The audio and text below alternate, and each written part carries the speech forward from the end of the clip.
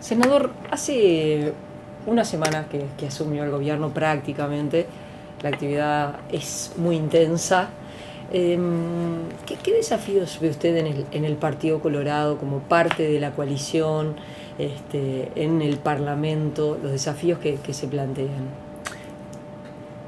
Bueno, yo creo que el partido, como primer socio de la coalición, tiene un rol fundamental en estos 5 años. O sea, es el primer socio del Partido Nacional. Y le da al gobierno cosas que yo considero son importantes. Es como un plus que el Partido Colorado aporta. La experiencia de gobierno, hombres formados en el gobierno que aportan a la conducción en diferentes áreas. A su vez, su líder, Ernesto Talvi, participando del gobierno es algo muy, muy importante, desde lo que simboliza y de lo que efectivamente es el líder de un partido involucrándose directamente en un gobierno. Por otro lado, creo que la experiencia de los 183 años del Partido Colorado le dan el carácter de socio previsible, digamos. Entonces me parece que eso aporta mucho a la coalición y a la calidad de la coalición. También el gran desafío del partido es cómo genera un perfil propio formando parte de un gobierno del cual es socio, ¿no? Es decir, nosotros no somos lo mismo que el Partido Nacional, eso está claro. Tenemos un acuerdo en base a 13 puntos, cosas importantes, básicas, que compartimos, y en base a eso acciones de gobierno que tienden a cumplir con esos 13 puntos de acuerdo.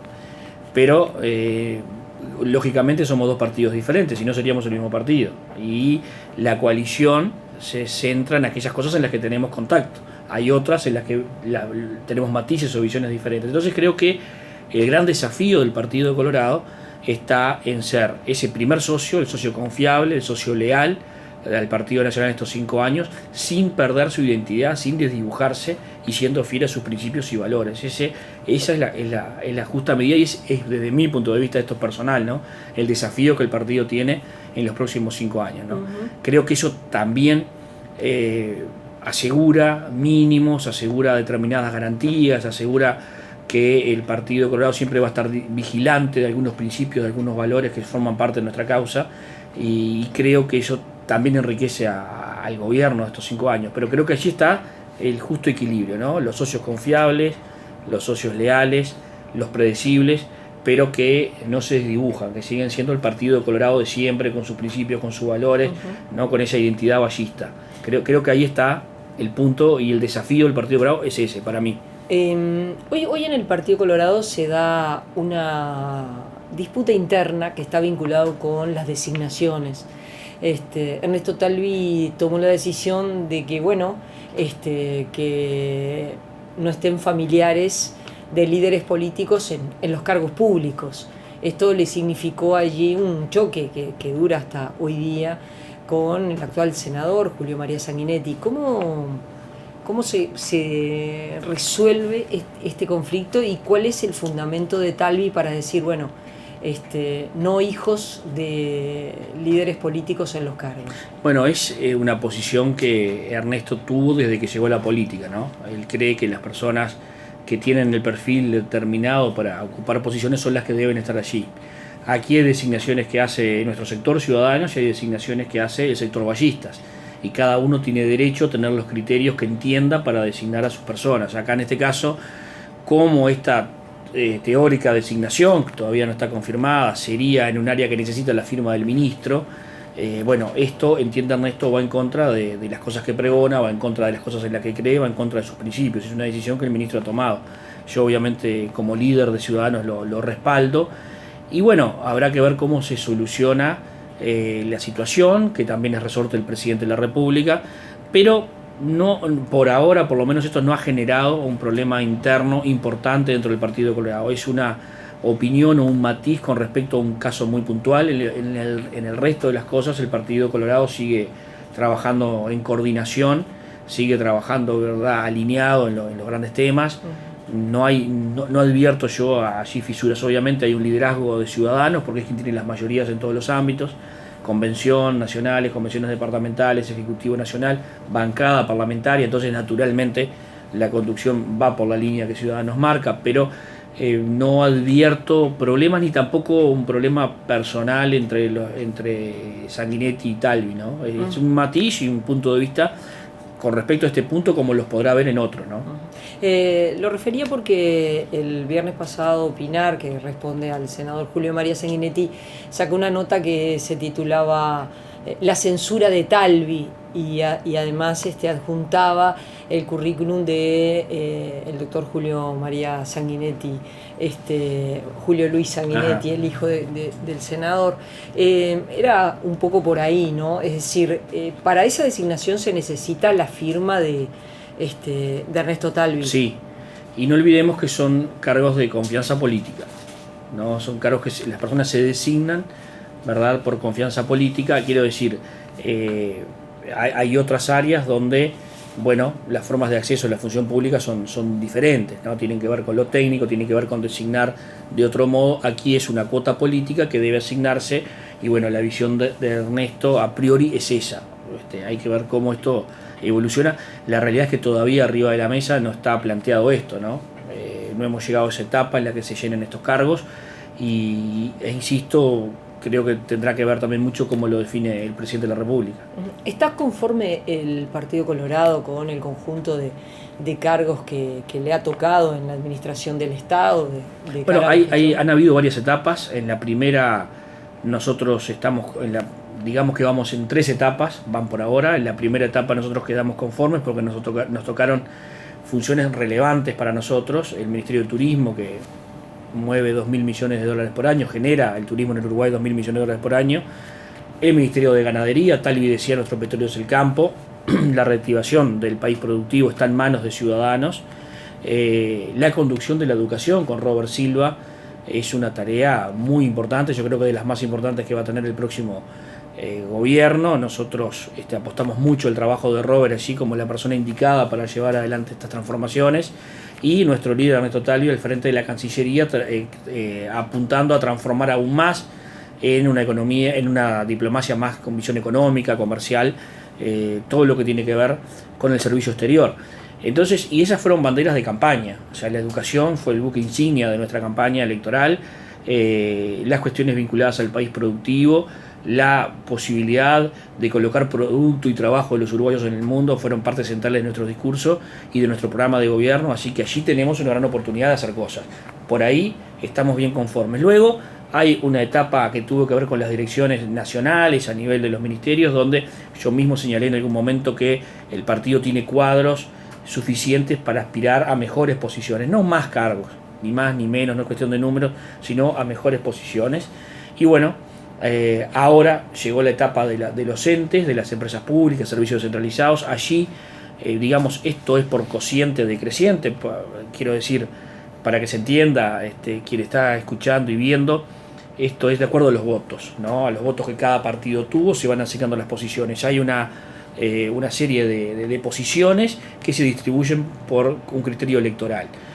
La diferencia, y lo bueno, porque lo quiero decir, es que el presidente ha decidido que los partidos socios ocupen también presidencias de empresas y de organismos. Esto prácticamente no se daba en otras coaliciones anteriores, es una novedad, digamos. Han habido excepciones. Por ejemplo, Pedro W. Sósimo fue presidente del Banco Hipotecario en el gobierno de Lacalle, Wilson El Sogoni fue presidente de la OCE en el gobierno de Sanguinetti II, pero luego en general los presidentes respondían directamente al partido que lideraba la coalición. Acá el presidente decide incorporar presidencias en los organismos y lo vemos como muy positivo. Allí hay unas 8 presidencias que son distribuidas entre el Partido Colorado y Cabildo Abierto, básicamente, y eso yo creo que es una noticia buena. El próximo lunes, en los próximos días, va a ingresar el proyecto finalmente de urgente consideración.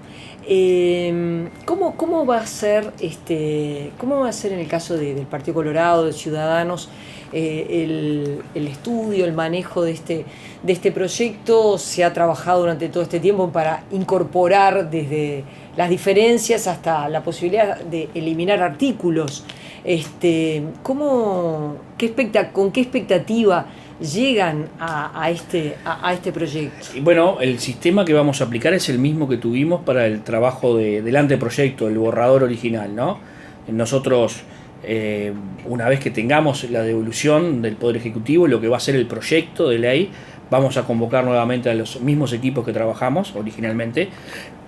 Rápidamente los vamos a convocar para ya ir teniendo devoluciones sobre nuevamente los diferentes capítulos. Nosotros generamos 19 grupos de trabajo, fueron más de 25 reuniones con técnicos de todos los sectores del partido y políticos, y eso generó la devolución que en su momento entregamos a la vicepresidenta Argimón. Ahora tendremos este proyecto y vamos a deshuesar de nuevo, ver artículo por artículo, y con eso vamos a ir a la tarea parlamentaria. O sea que el partido va a activar rápidamente nuevamente sus equipos para estar viendo qué es lo que viene en la devolución, ¿no?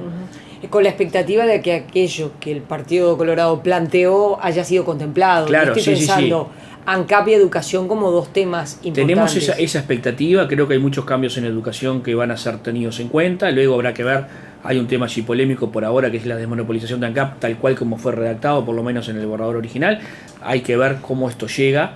Y si algunas cosas permanecen, si permanecen del mismo modo, quizá vengan con un matiz y bueno, haya que analizarlo, en fin, estamos abiertos. Sí creo que el trabajo hizo muy buen, el partido hizo muy buen trabajo en la instancia anterior y me parece que lo va a hacer ahora. O sea, la calidad del trabajo, del análisis del Partido Colorado, yo creo que fue muy bueno. Le metimos más de 1000 horas, hombre, al estudio del anteproyecto. Creo que hicimos una devolución de calidad que, a mi modo de ver y por lo que entiendo también con actores del Partido Nacional, ha mejorado sustancialmente el proyecto original, y el Partido Colorado creo que lo ha hecho bien. O sea, vamos a seguir en esta tarea. Va a ser una comisión seguramente con 15 miembros. Esa comisión se va a formar inmediatamente después de que el proyecto llegue. Esto será 17 o 18 de marzo. Y ahí comienza la cuenta regresiva, ¿no? 45 días de estudio en el Senado, artículo por artículo, que va a incluir la semana de turismo y todo lo demás, ¿no? Así que bueno, se vienen días moviditos. Por estos días, por estas horas, usted es senador, pero bueno, pertenece al departamento de Canelones. El gobierno acaba de declarar la emergencia agropecuaria, en particular en el caso de su departamento. Sí. Está afectado por esta sequía. Al mismo tiempo, el tal desplome del petróleo, la posibilidad del incremento de las tarifas.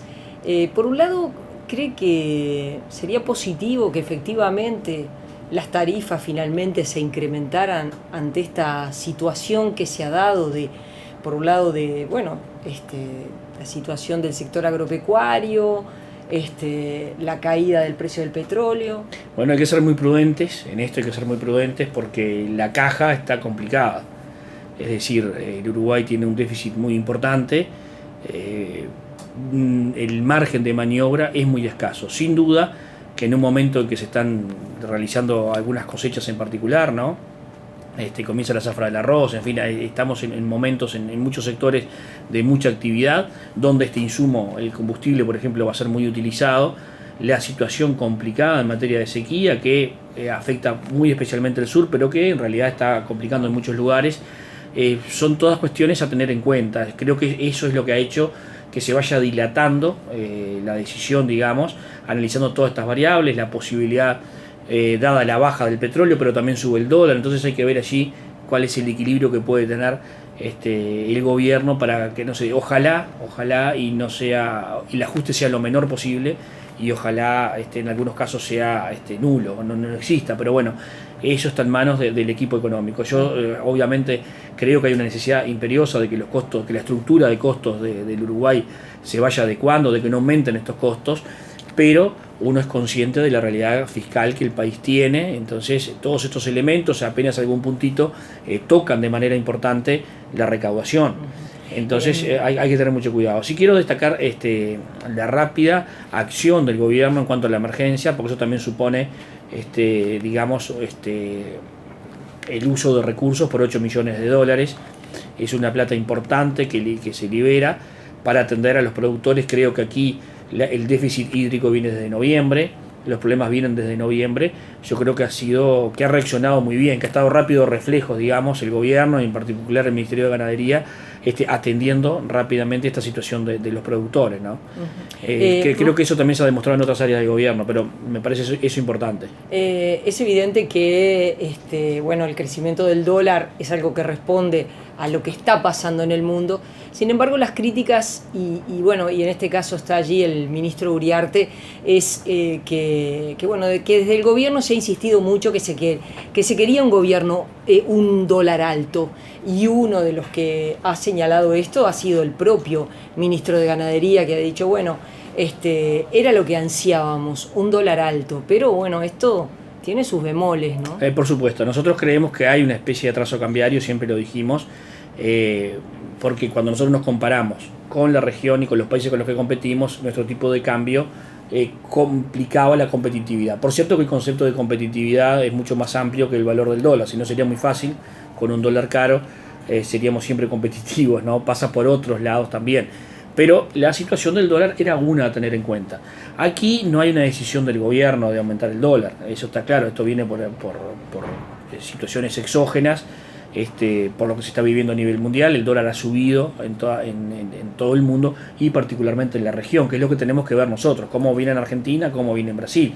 Si nos quedamos muy para atrás es un problema realmente importante, pero yo creo que la política cambiaria va a ser la misma que traía el gobierno del Frente Amplio, es decir, hay que irse adaptando a los movimientos, eso fue lo que se dijo, el dólar está libre, entonces bueno, saldrá el Banco Central a vender o comprar moneda según la situación, tratando de que estas fluctuaciones sean lo menos drásticas posibles, ¿no?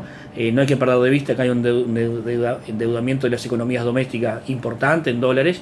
Yo creo que eso hay que atenderlo, cambia mucho la economía familiar con estos cambios, entonces preferiríamos que si el dólar va subiendo sea a la hora de preferir algo, sea una tendencia paulatina, marcada y previsible, ¿no? Y no estos sobresaltos que se dan, pero digo, son cosas que el Uruguay toma como país pequeño. ¿No ve ni usted ninguna responsabilidad de los actores de gobierno, incluidos los integrantes del sector ciudadanos, con su discurso y su accionar, que también alienta este crecimiento del dólar? No, creo que no. O sea, lo que hace Uriarte es comentar una situación de la realidad que para el sector productivo es positiva. El Uruguay no es solo el sector productivo, es la base, le tiene que ir bien. Es más, hay una cuestión de tiempos, ¿no? De tiempos. Esta situación de una mejora en el tipo de cambio va a mejorar la situación del sector agropecuario, no es lo único obviamente, pero mejora, eso permea sobre el resto de la actividad económica del país y eso en definitiva es bueno para el Uruguay. El punto es que la ciudadanía que tiene que pagar mañana la cuota en dólares sufre esa dificultad y cuando este efecto se vea en la economía nacional ya ha pasado algunos meses, no es inmediato. Entonces yo digo, hay que tener esa cuota de equilibrio o tratar de que sea así, pero aquí no hay un manejo del gobierno de tratar de que el dólar suba, ¿no? Es una situación que se trata de que el tipo de cambio se equipare lo más posible con la realidad, pero no tiene que ser eso de esta manera, ¿no? Esto se ha dado básicamente por situaciones externas. Naturalmente hay sectores que se benefician, hay sectores que se perjudican, el importador claramente se perjudica, la canasta de costos se va a perjudicar. Ayer estuve hablando con dueños de supermercados, se están remarcando, porque los precios suben, porque los insumos son en dólares y muchos de los productos suben, y hay que remarcar antes de que venga la nueva mercadería que ya viene con suba. Eso indudablemente perjudica el poder de compra y ojo con la otra variable que es la inflación, que está altita. Entonces digo, esto es un fino equilibrio, ¿no? De los famosos platillitos chinos. Desde Ciudadanos también se miró con cierto recelo y molestia porque se criticó al ministro de Ganadería, Uriarte, por salir a solicitar que no aumentaran los combustibles precisamente para los sectores agropecuarios, cuestionando que, ¿es un ministro de Estado o es un ministro de un sector, de un sector, en este caso de los sectores agropecuarios? Lo que hace el ministro, yo creo, es plantear su posición. Él desde su visión, desde su cartera, dice, para el sector productivo, lo que yo estoy a cargo, una suba en este momento sería muy complicada. Obviamente la decisión va a ser la que el gobierno tome. Yo creo que esto se da infinitas veces a lo largo de un gobierno en los diferentes ámbitos que uno esté. Para irnos de la actualidad, Por ejemplo, el ministro Lucio Cáceres siempre me cuenta que él exigía a Jorge Valle que cuando viniera la primera, lo que es UPM, que era Bondia en aquel momento, tenía que pagar un canon determinado porque iba a generar una rotura en las rutas importante que no se iba a poder pagar y que lo iba a subsidiar el resto de la sociedad. La inversión era muy necesaria, la inversión era imprescindible, veníamos saliendo de la crisis, entonces el presidente Jorge Valle y el equipo tuvo que negociar algunas cosas en las cuales no incluía esto que siempre señalaba y exigía a Lucio Cáceres. No era que estuviera en contra de la inversión, pero era que decía, miren que acá vamos a tener un costo en determinadas cosas. Y cada uno desde su lugar está bien que pelee por aquellas cosas en las que entiende y las que le toca defender y cuidar. Y esto va a pasar y tiene que pasar en muchísimas áreas. Luego primará lo que decida el presidente de la República o lo que sea más importante, pero generalmente cuando uno mueve una variable, cuando se toma una decisión, genera afectaciones en otras, y está lógico creo que es lógico que cada uno desde su lugar ponga su visión. No siempre lo que el gobierno haga va a ser la visión del ministro de turno, eso está claro. El gobierno es la sumatoria de todas esas cosas y la síntesis de todas esas posiciones. Yo creo que es normal, porque si no, ¿para qué serían las reuniones del Consejo de Ministros? ¿Para qué serían los intercambios con el ministro? Se tomaría una decisión y punto. No, surge de que, mirá, a mí me parece esto, me parece lo otro, no lo puedo hacer, en fin. Muchas veces los ministros de Economía se quejan de los pedidos que tienen de sus colegas los ministros, en esta área, en la otra, en aquella. Bueno, es así funciona. ¿Cómo está viendo la actuación del Ministerio del Interior? Ha sido polémica en los últimos días. El ministro, el presidente de la República, ha salido a respaldar el accionar que se está llevando adelante. Yo me quedo, acá hay un fuerte mandato de la ciudadanía que decidió, voy a ser muy claro, desde mi punto de vista el Frente Amplio perdió la elección por la seguridad. Yo creo que el gran déficit, lo que la gente le cobró al Frente Amplio fundamentalmente, si bien hubo áreas de descontento, porque estuvo el caso Sendic, el problema de ANCAP, un crecimiento económico más bajo en los últimos años, en fin, una serie de cuestiones, la razón para la que el Frente Amplio pierde la elección desde mi punto de vista es la seguridad. Entonces, claramente hay un mensaje de la población, claramente hay un mensaje de la sociedad en el último resultado electoral de que quiere un cambio en esa materia. Yo me quedo con una frase que fue la final del discurso del ministro Larrañaga cuando asumió, y que es libertad en el orden, libertad, ¿no?, con respeto a la ley y la Constitución. Y creo que por ahí va la cosa. Yo creo que el respeto a la policía es importante, yo creo que la presencia policial es importante. Esto que se ha visto hoy, en estas semanas, es algo que la gente, en términos generales, desde mi punto de vista, lo ha visto como muy positivo. La gente a mí me pregunta en la calle de dónde estaban los policías que ahora se ven en las esquinas, se ven en las zonas rurales, dónde estaban. Bueno, creo que allí hubo una inacción por parte del Ministerio, que contó con una mejora presupuestal importante. Uruguay tiene de las mayores cantidades de policía por habitante, por lo menos en América Latina. Es una tasa muy alta, muy superior a la que existe en países desarrollados, por ejemplo. Entonces, eso tendría que verse, tenía que mostrarse, tenía que estar. Yo creo que nos sentimos más seguros con la policía en la calle. Ahora bien, me hablan de denuncias que han aparecido en la institución de derechos humanos por abuso policial. Esto es clarísimo. La línea tiene que estar muy clara. Es decir, la policía tiene que hacer aquello que le permite la ley. No puede hacer nada que esté por fuera de ella. Entonces, si se comprueban y si se demuestran casos de abuso policial, también para ellos tendrá que operar la ley y tendrá que ser castigado con dureza. Eso es muy claro. Eso es muy claro. Es decir, esto no puede ser una vía libre para la policía. Pero sí creo que lo que se ha hecho está en el marco de lo que se había anunciado que se iba a hacer, y lo que se ha hecho me parece que está en el compromiso que se había asumido, y yo creo que es positivo. ¿Esto va a solucionar los problemas de seguridad que el Uruguay tiene, y qué sé yo, esto que lo otro? No necesariamente. Acá hay un montón de problemas. Nosotros hemos sido muy claros en nuestra campaña. Yo repito a veces la frase de un reconocido jurista uruguayo que dice que por generar más leyes no se van a solucionar los problemas sociales. Eso es así. Los problemas sociales son la causa de esto y hay que atacar allí. Acá hay algunas cuestiones que tienen que ver con lo concreto, con la represión de determinados delitos, que tiene que ver con, por ejemplo, la acción contra el narcotráfico, con determinado tipo de delitos, donde sí hay que ajustar y sí hay que aumentar. Pero no olvidemos que la causa de todo esto tiene un fuerte componente social, fundamentalmente y esencialmente social. Es allí donde hay que trabajar.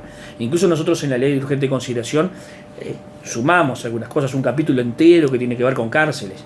Es decir, el sistema penitenciario uruguayo está colapsado, son 12.000 personas privadas de libertad, nadie hace nada. O sea, nadie hace nada, se trata de hacer cosas, la dirección del liberado está haciendo un gran trabajo, pero es escaso los recursos y el respaldo que tienen. Digo, hay que trabajar mucho ahí. Fíjense ustedes que son 6.000, 7.000 personas que quedan en libertad por año. No hay datos precisos, pero se estima que el 70% reincide. Si nosotros bajamos la tasa de reincidencia, ¿no? Si esos 7.000 o 6.000 que van a reincidir, bajamos un 20% de la tasa al 50%, que es un nivel alto todavía, estamos hablando que ya 1.500 personas no van a reincidir en delitos. Entonces es muy importante desde la recuperación de las personas primero, pero eso, si querés que sea egoísta, también va a traer una mejora en la seguridad pública, porque es que sacamos personas del delito. Entonces allí hay que apostar mucho ahí. Nosotros, por ejemplo, aquí también estamos respaldando el aumento de algunas penas, sobre todo estos delitos sexuales y delitos de narcotráfico, lo respaldamos, pero también está claro, la evidencia es muy clara, el aumento de las penas no va a solucionar los problemas de fondo. Entonces yo creo que esto sin lo otro no tiene mucho sentido. Ahora, esto era imprescindible, esta señal de autoridad de la policía presente, de recuperación de los espacios públicos, de trabajar contra determinados delitos, yo creo que es una muy buena señal que está dando el gobierno. Gracias. A vos.